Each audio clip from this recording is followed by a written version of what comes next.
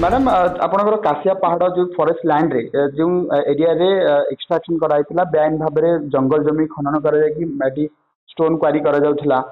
से regarding mining officer मध्ये fine regarding आपनको किछि से जणै छथि कि जेतु आपनको एरिया रे खनि उत्तोलन हवा नै कि मध्ये आपण मामला दायर करथिले एवं एमओ को मध्ये जणैथिले आपण डॉक्यूमेंट नै कि मध्ये इंक्वायरी बा चढ़ाऊ करा जायतिला तो से रिगार्डिंग आपनको कोन तार एक्शन कोन निया जायछि एक्चुअली माइनिंग ऑफिसर को तरफ आमको गोटे लेटर आसी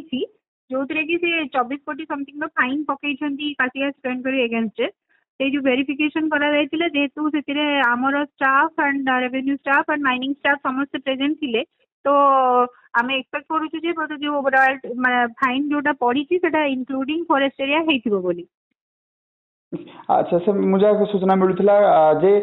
जति कि आपण एरिया माने से माने जो फाइन पकईछंती केवल तांको एरिया रे फाइन पकईछंती जो अनुमति देथिले बा सही पाखापाखि एरिया रू ही फाइन पड़ी किंतु फॉरेस्ट लैंड रे अर्थात जो जंगल जमी रे बैन खनन होइतिला का रिगार्डिंग फाइन पड़ी नाही बोली कहउछि जदि एक कथा सत हुए ताले आपण तरफ कोन स्टेप निया जिवो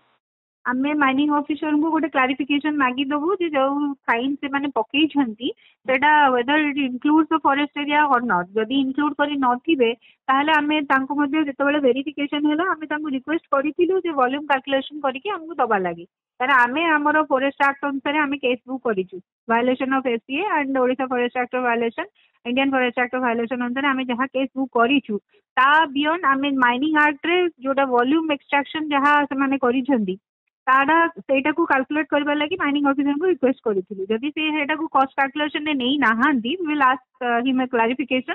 तो से बेसिस रे से कैलकुलेट करके हमको जणेबे जनला पर तापर जा एक्शन बा फाइन पड़िबो बा जहाबो हां आज्ञा।